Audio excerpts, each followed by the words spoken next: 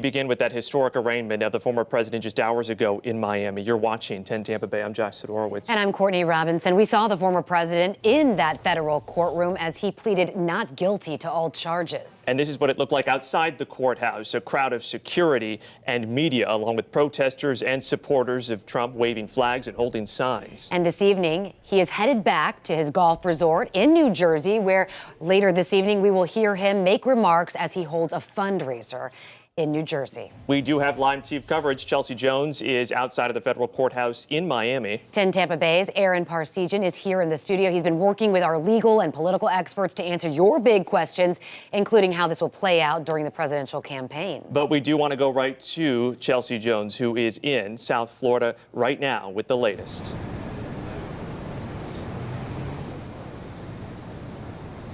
The former president has officially been processed in a case that we've not seen before, where a former president is facing federal charges. A senior aide does tell CBS News that initially Trump was angry and somber about this indictment. Now he's defiant but confident.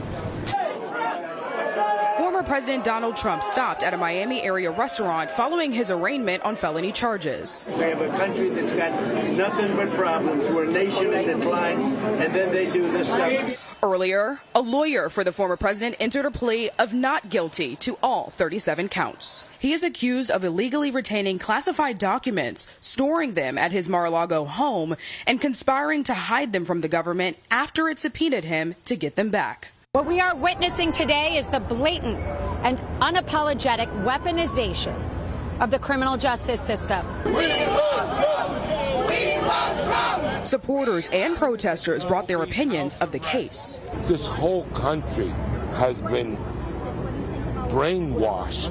Sad day in America. While this is one of several investigations into Trump, this is the first time the Justice Department has brought charges against a former president.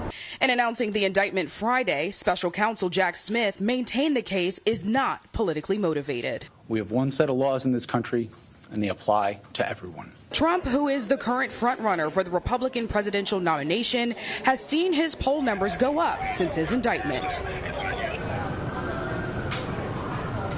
Trump is in the air. He is no longer in Miami, but before he left, we do know that he stopped at a popular Cuban restaurant here, Versailles.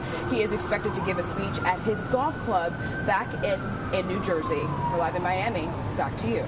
And Chelsea will be keeping an eye on that here this evening. Our Aaron Parsegian continues our team coverage tonight. He spent the day with legal scholars and political experts here in Tampa. And so how will all of this work as Trump navigates the federal legal system while at the same time working the campaign trail? Aaron?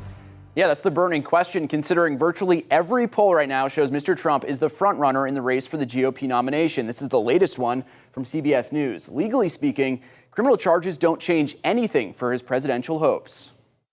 Unprecedented is a word we use too often in our discourse now, but this actually fits the bill. Louis Varelli is a professor of law at Stetson University. He says Trump, even well charged or potentially convicted, can still campaign or get elected. The Constitution only sets very limited criteria. You have to be 35 years old and a natural born citizen, both of which he still is. Ironically, you could be president from prison, theoretically, and the Constitution wouldn't object. And that's written in proverbial stone. Varelli says the Constitution puts it on voters to make the decision of who's electable. The voters are a check on the system from the point of view of the document. So while his campaign may not be legally impacted, it could be politically. An arraignment is just the start of the court process, and it will take many months and time away from campaigning to fight the allegations. And I think if the trial ends up interfering with the electoral process, we need to remember that we're a country with criminal laws that need to be enforced, and that this is a serious allegation if it's true.